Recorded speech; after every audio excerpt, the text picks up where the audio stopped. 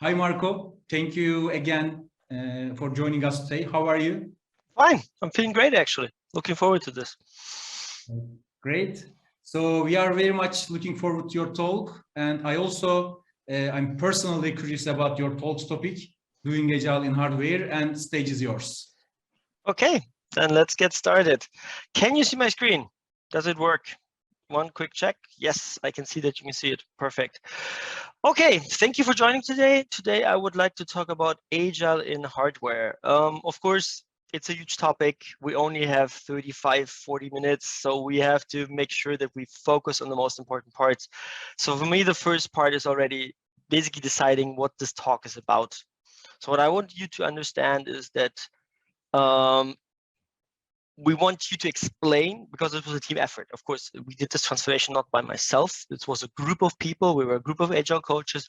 So we decided these are the things that we think are important when you do an Agile transformation versus when you do it in a, let's say, classical software environment.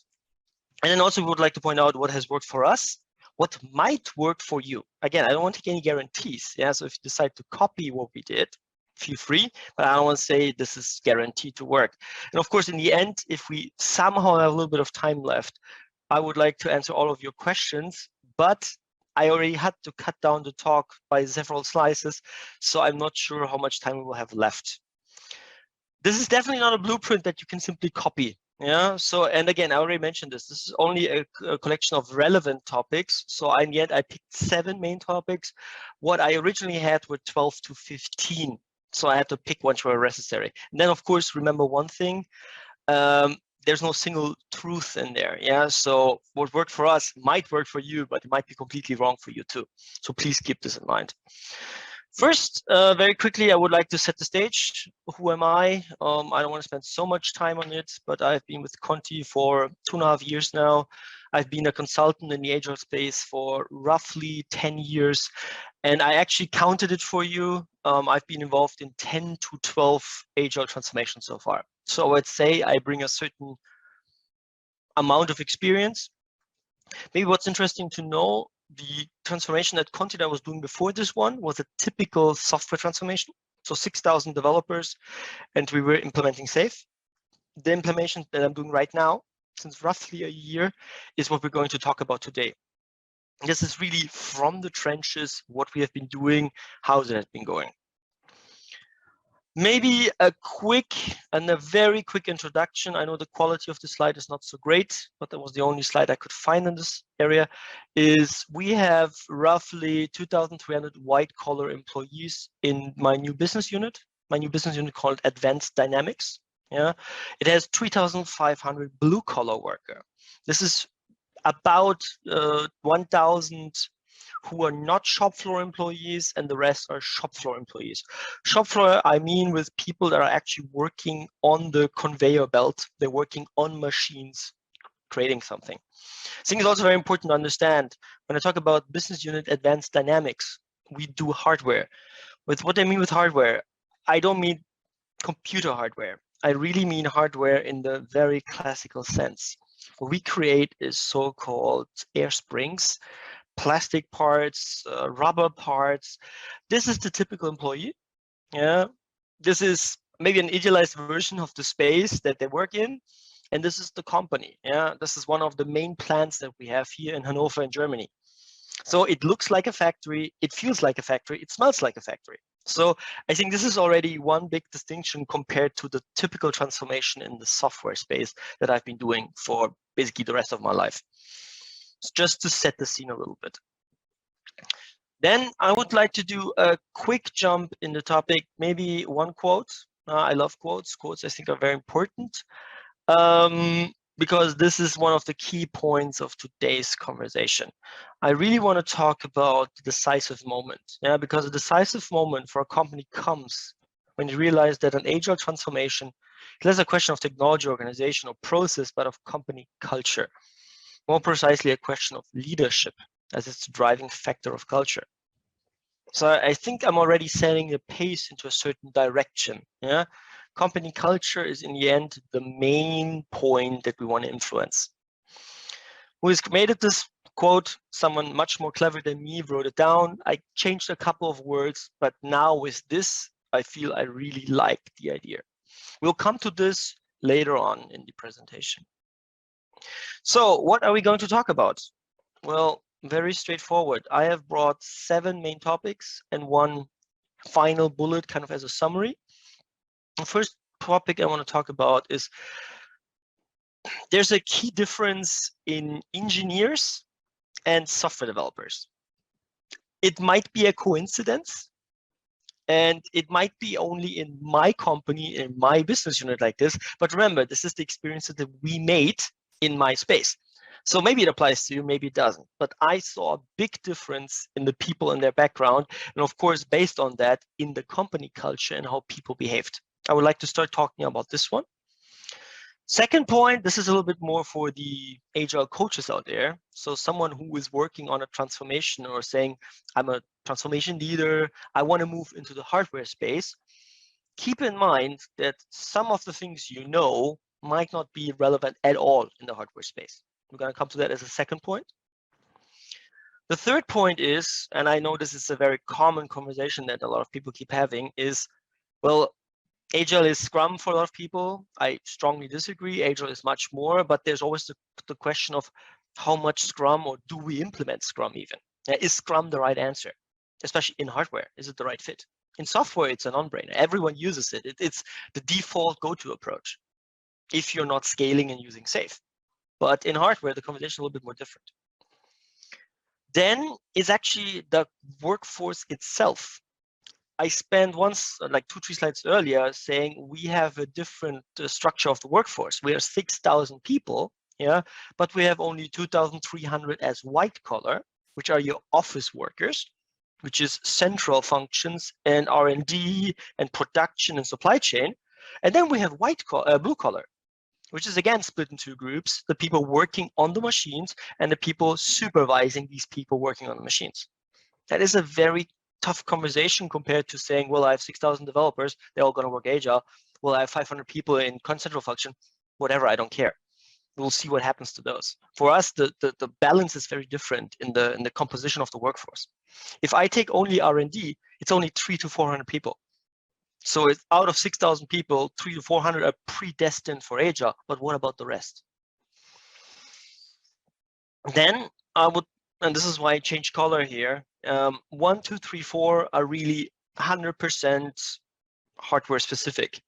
5, 6, 7, 8, and 8 is the summary a little bit, are more in general. They apply to hardware especially, but these are also issues that you encounter in the software space, but they feel much more pressing in this transformation compared to all the others that I did. So number 5 is running several transformation efforts in parallel. Tough situation. Number 6, everyone knows it, sooner or later, you're going to have to touch the organization. How do you change the organization? Yeah, everyone, oh, let's look what Spotify does. Yes, but Spotify is usually not the answer. Yeah, so EOS, we hope to postpone this topic until later in the transformation, but now it's very present, and we've started thinking about this. And interestingly, a lot of things that I expected to be easily available out there. Yeah, well, a roadmap on how to transform your organization, easy to find. No, it's not easy to find, because there's a lot of very high-level concepts out there, but no actual way to do it. I'm going to show you what we have decided to do. And then 7, very similar. Well, Conti is a company, we're a corporation. We have central functions, we have corporate functions, we have a process landscape. How do we transform our process landscape to match some kind of Agile working style, or in general, this new working style? How does this fit together?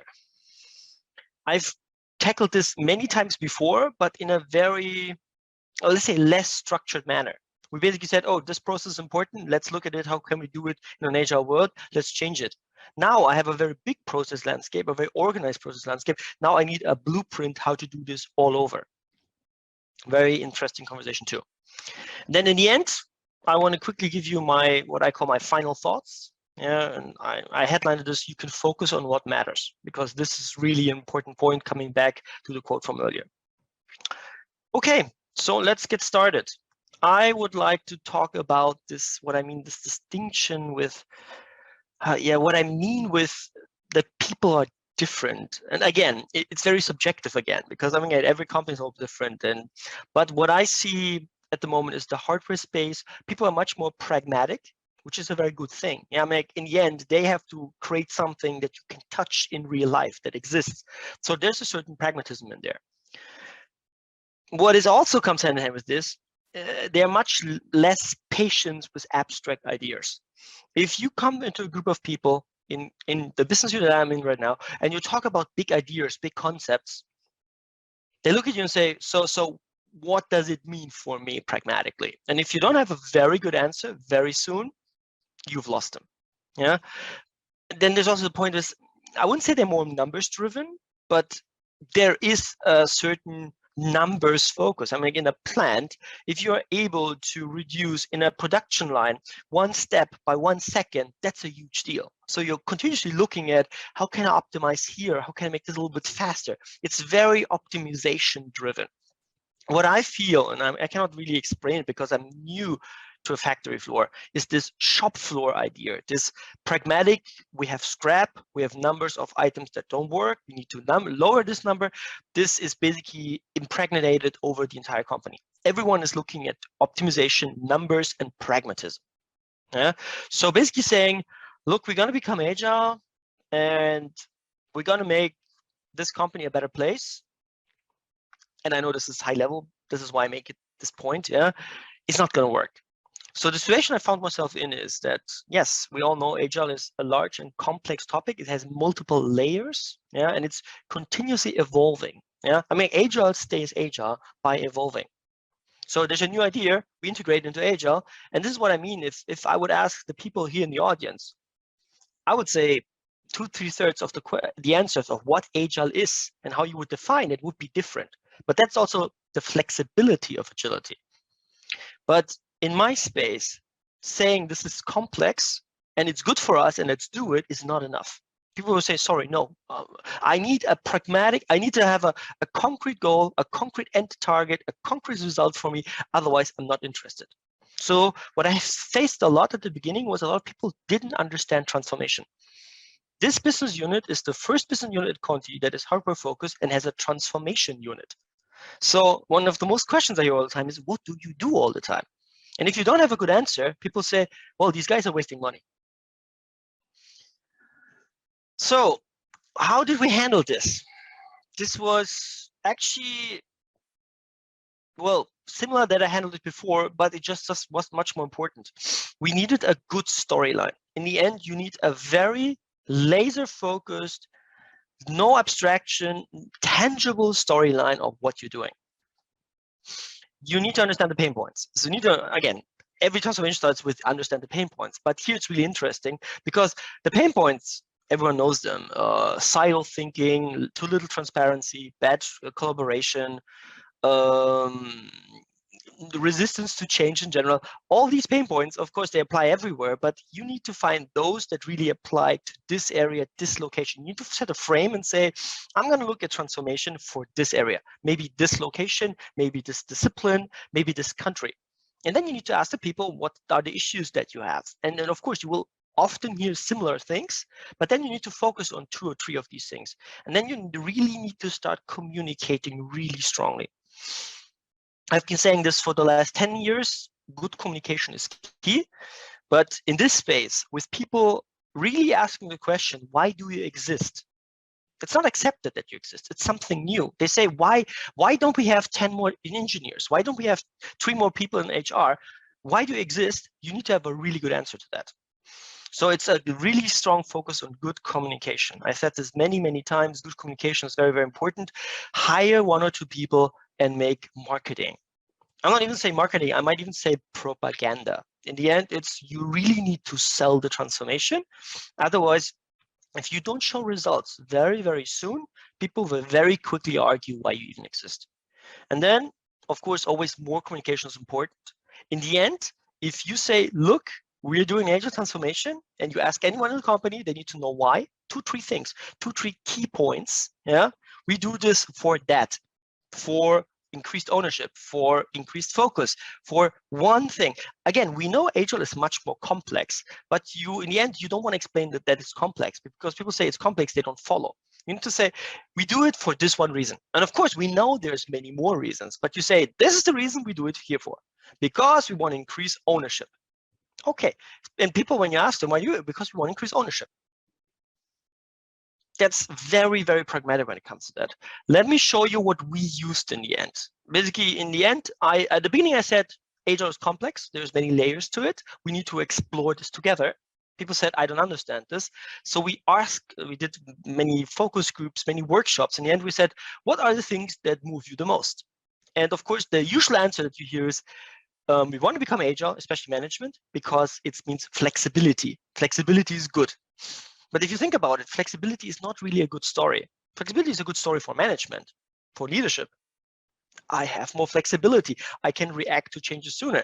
But for the employees, flexibility is, yeah, it's nice. For some job group, for a project manager, oh, it's great having flexibility.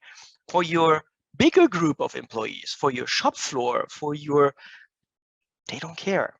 Yeah, so you need to find something that they care about.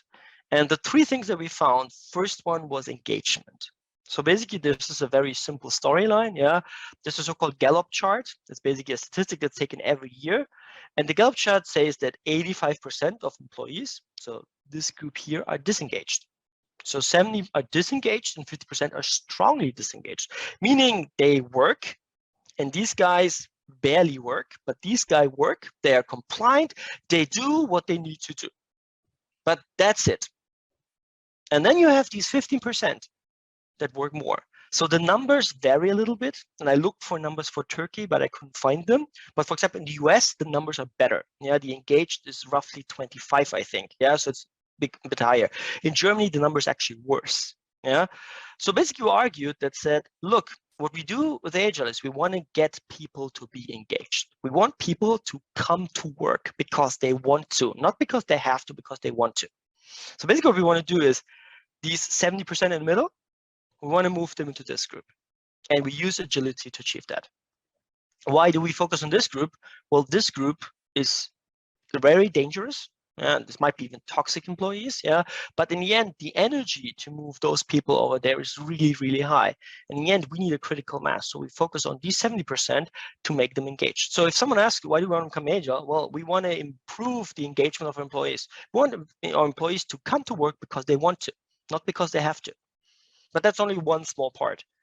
Another big part was the combination of focus and ownership. This is why I used them as examples early on, because we asked a lot of our employees and they said, well, I have so much to do. I'm so overworked. Yeah, I have 20 topics I'm working on with 2% of my time.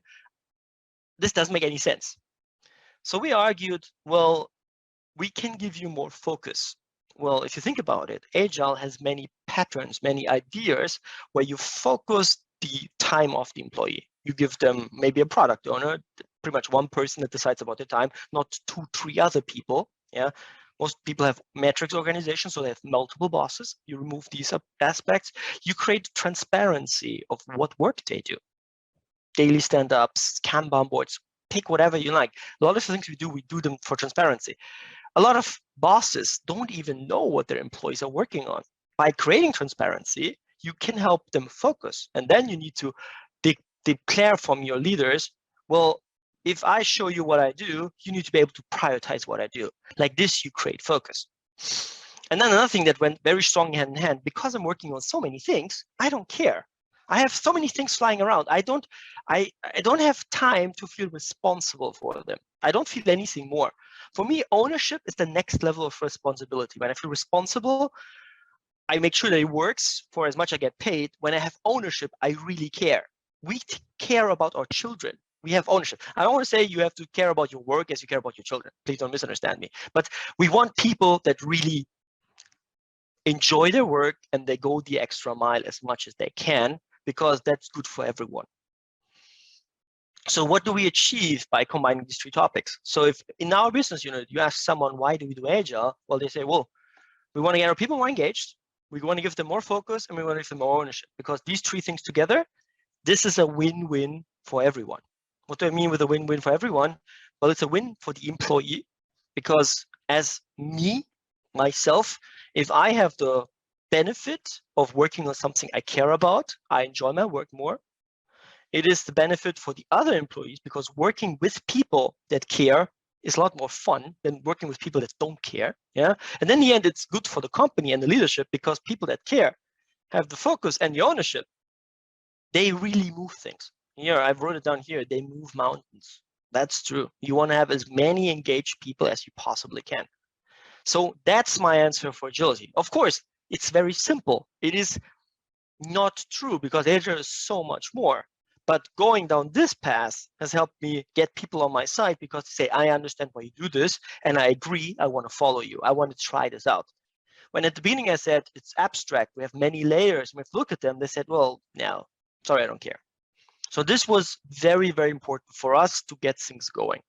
That would be the first point. Second point is, again, as I mentioned, this is a little bit more for the Agile coaches out there. For me, when I took this job, one of the issues that I was feeling is I know nothing about hardware. I don't know anything about rubber.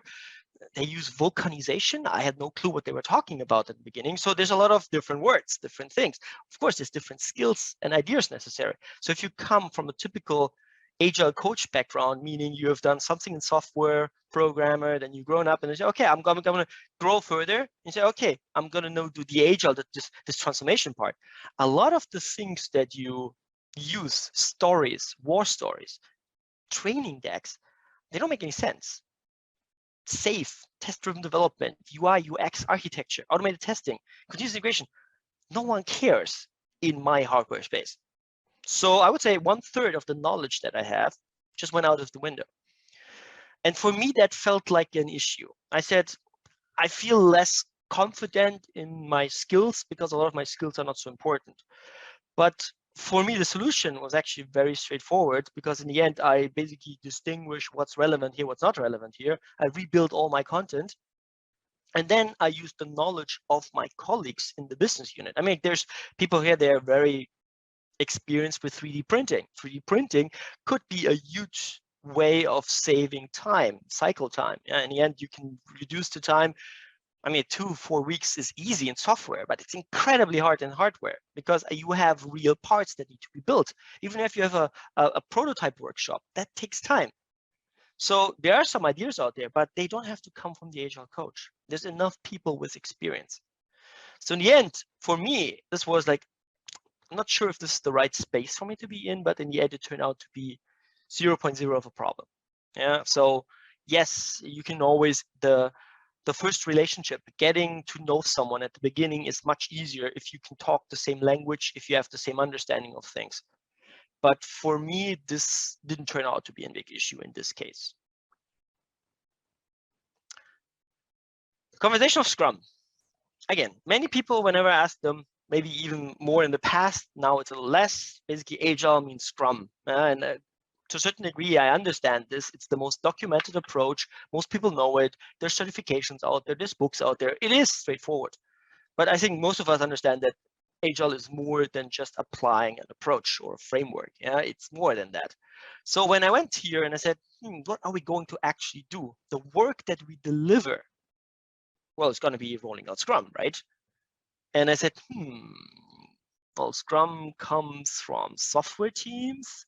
And then I explained it to a couple of people here, and the feedback was, it's complex. And I was like, how can Scrum be complex? Scrum is like 9-10 rules, that's it.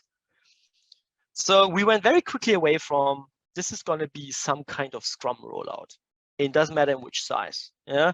And of course, what completely went out the window, what I knew from the beginning, we're not going to do a safe or less implementation or something like that. That's not the focus of this. But then, well, what do you do? What do you roll out? And then it always sounds like there's Agile methodologies and methods. No, there is pretty much Scrum, sometimes mixed in with XP practices. There is Kanban, and then there is, well, not much more mixed versions of these and scaling approaches. But that's it pretty much. Yeah. So we were like discussing a lot, what's the value add of like having HR or controlling use such an approach? Again, I'm not talking about the mindset. Mindset is a different matter. I agree, or I strongly believe that everyone in a company that's trying to achieve some level of agility on the company scale, everyone needs to understand what that means and what that is. Again, who works with this? Yeah, who rolls out such an approach? And there we had strong conversations. Maybe let's roll out Kanban, and maybe let's HR do the recruiting process with a Kanban board. But it felt a little bit like we're forcing Agile on the organization without really knowing why. Yeah, maybe it's more dynamic. Maybe HR knows what we're talking about when we say, we please hire someone with experience in Kanban. But it's an ongoing conversation that we're still having. Up until this day, we have not decided what the approach is going to be. Yeah, so basically we want to be agnostic about our approach. So basically we don't want to focus on any approach, but in a perfect world, even stronger, if you explain to people what Agile means and they understand the ideas and they start thinking about the ideas, they basically come up with an approach that looks like something like Scrum. But this is not where we're at the moment. So most people are still asking, okay, so you want us to be more transparent, you want us to be more trusting, you want us to be more ownership. Give us a way to implement this. And then I can say, of course, being transparent, you can do this in your day-to-day work. You don't need an approach for that. But when there's more ideas mixed together, they quickly start asking for a more comprehensive approach. And usually what we give them is Kanban then. Again, I'm not sure this is the right approach. In this area, the verdict is still open. At the moment, I was arguing, why not be rolling out more Scrum? In the end, not Scrum as become Agile through Scrum, but Agile is the way for our colleagues to experience agility in a rather proven environment. So the verdict is still open in this area, and I don't have a good recommendation for you. We're basically taking team by team, pilot by pilot, and say, what is a good fit for you? Usually it runs down to Kanban. Next area, sorry. So this is the population that we have in the business unit. Yeah, we have a lot of people who are white collar, as I said, 2,300, and we have a little bit more of a blue collar. Yeah, so when you look out there, there's very few people that actually apply Agile in the blue collar space. So we keep asking ourselves why, and we really couldn't find any good answers. And there's a couple of case studies. And then combining this is, I mean, like, in the end, a lot of people argue that the Agile ideas basically come from the lean ideas, and the lean ideas come from the Toyota shop floor, and that is a factory space. Yeah, and if I look at my factories, I have 9 to 10 factories in total. Yeah, most of them, they use some kind of lean approach. They have Kanban board, there's Gemba walks, but the way it's implemented feels very different. Yeah, and then I personally think Agile only works if you have a workforce that is engaged. You need enough people that are in this 70% space that basically say, I want to be here. I mean, it's not my last choice. And I think it's something that no one can say people in blue collar are less engaged. That's completely not true. Yeah, we have some factories here where there's people who are working in the factory as a third generation. So their grandparents, their father, and himself have been working in the factory. So they are engaged. They love what they do. But do we have enough of these people? I think you need a certain crucial amount of people, like then you can move towards agility. Otherwise, only lean, and I really mean this in dash marks, is what they're already doing. So what's the value add in pushing more? So for us, that is a very complex conversation. So we have everywhere lean implemented to a certain degree, but the focus is very different, right? So basically what they do is they count the time, they count the cycle time. They don't use this for transparency. Yes, there's also some transparency in their Kanban board, of course, but in the end, they do it to do continuous optimization. They don't want to do things radically different. And that's, of course, right, because in the end, in the factory floor, you don't want to change things radically. You want to keep things stable because that is stable production. That is less scrap. So it is a very complex conversation. I have not decided at the moment. I'm doing 1 or 2 small pilots, but not even within a location, within one line, within one plant. So there's one production line and said, what can we do here to implement more Agile ideas? And we're not even there that we say, like, let's do an approach or something. We're basically discussing with the employees how to improve ownership, focus, and engagement. Our original idea is why we do this. This one is the toughest one in my opinion. So most of you probably come from some corporate environment. You're maybe a large company. You have maybe a corporate on top of you, and there is transformation approaches running out there. They're ongoing. They're painful. Yeah, some are mandated. Some you have started earlier. They're still ongoing. So there is a lot of things running in parallel. Yeah. What I think most of you agree with me is that an organization can only handle so much change. If you change too much, people will not follow the change, or they will simply ignore it even. Yeah, that's the worst case. Yeah, I had areas of my company putting all corporate emails on a blocker so they wouldn't even get them. And that's over years. So basically they live in their own vacuum somewhere, and God knows what's going on there. Yeah. So I mean, these are really extreme examples. Yeah. But in the end, you need to balance the amount of change. And then it gets even worse if the ideas are contradicting each other. So if you're running a cost optimization approach at the same time as an agile transformation, one is trying to say, let's save money every possible way we can. On the other side, let's grow as a team, let's grow as people. Yeah, people say, so do you want me to grow or do you want me to save money? In the end, a lot of issues will come that it's really a choice. I can save more money or I can grow my people. Usually it doesn't go the same way because they're opposing targets. So that is a really bad situation. And my tip is not a useful tip. It's a tip you can only run one major transformation at a time. Even if you have to postpone your agile transformation, we didn't do it. We ran them in parallel. But if I could go back, I would say don't run 2-3 big initiatives at the same time. And there's also no tricks like you roll one into the other and they combine them. People notice. Agile is a mindset transformation. You want to invest into the company. You want to grow the company. Running at the same time a cost reduction idea or some, let's close 2 plants, let's merge two areas. It's extremely painful and you're just raising the limits, the complications of the transformation. Because in the end, what will happen is, let me skip this a little bit here. There will only be one transformation in the lead that's actually working.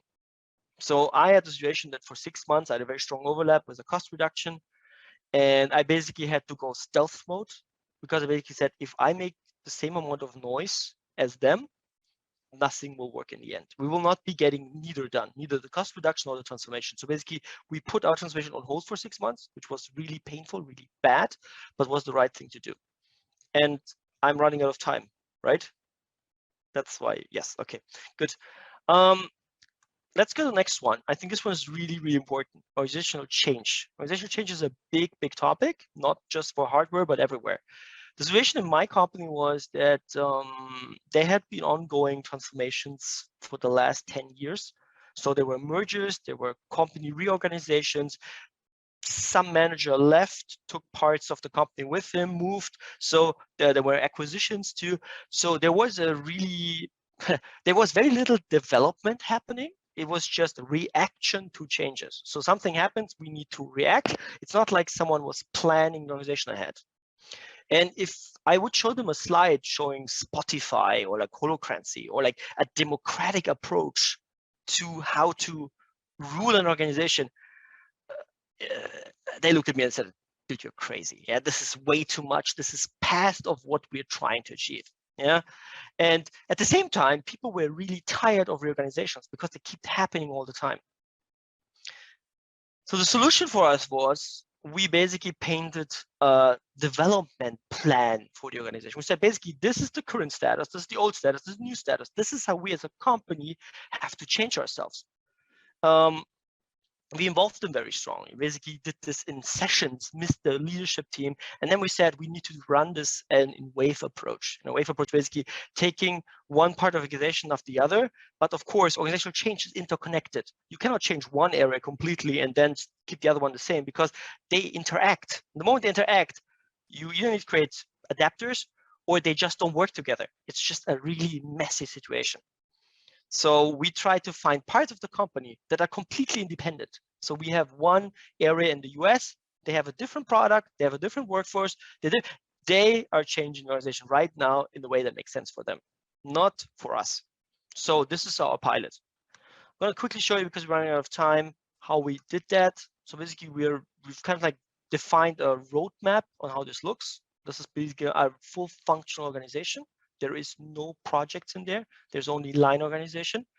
Then what you most know is probably the weak matrix organization, where you have same structure, but sometimes you take people from the line organization and put them into projects.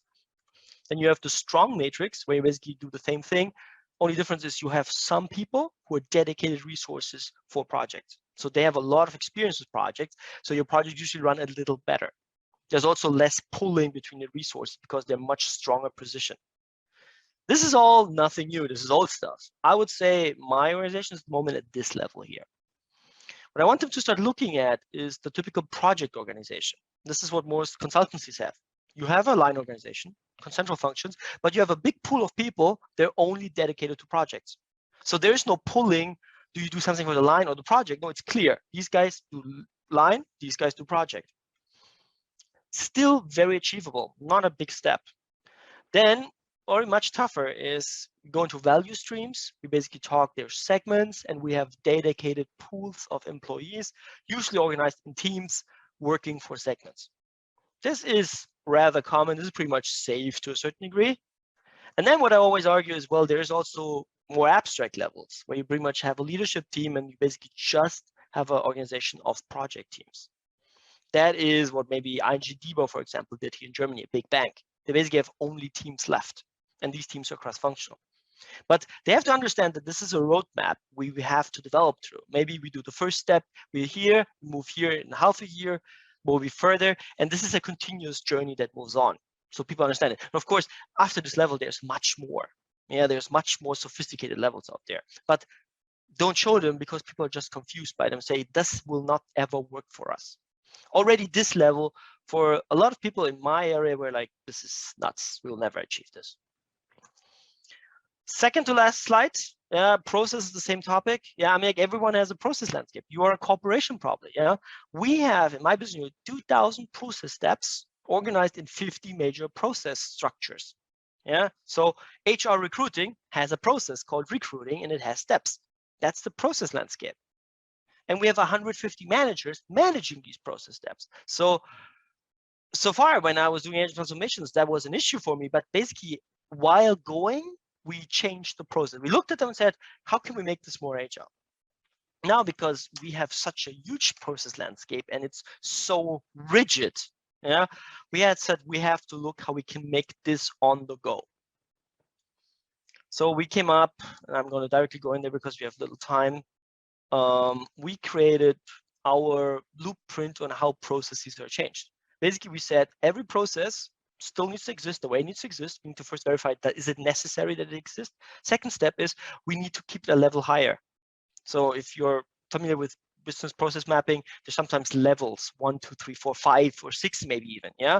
And the higher the level, more details they are. You basically say you cut it at a certain level because what we want to say the process to be is the input and the output, but we don't want to be the how.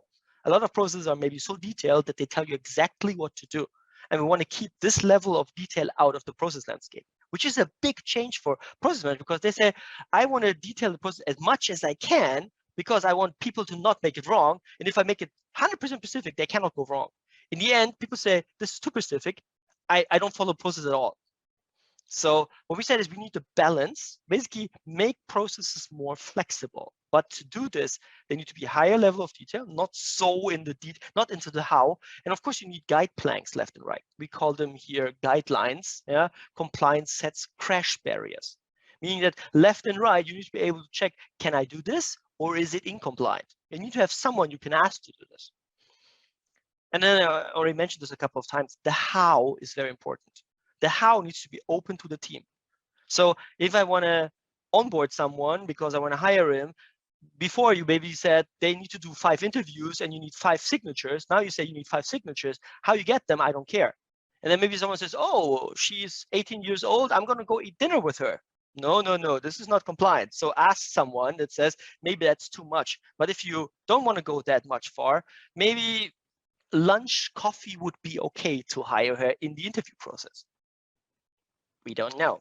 Question of compliance. So go to this different level of detailing processes. And then in the end, you don't have one best approach, what you have is many good solutions. And there's one big drawback, of course. Managing many good solutions is much more pain than managing one very detailed solution. But in the end, it balances out because the one is very detailed. The many are more high level. So in summary, and I'm on the last slide now, final thoughts on doing Agile in hardware. I strongly recommend it because there's some old problems, some new problems, or let's say new problems for some. Yeah, you will acquire new skills because in the end,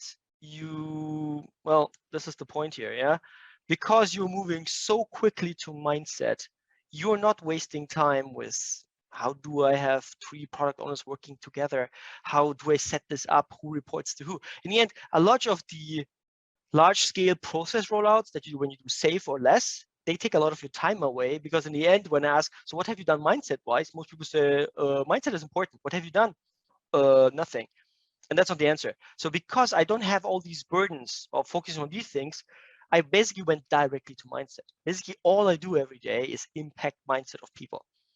And in my further, in the transformation I did before, I never had the time. I never got that far because I was always stuck doing other things. Oh, let's release another value stream. Yeah, let's build it up. Let's create 2, 3 arts. Yeah, let's staff them. Let's find the right people.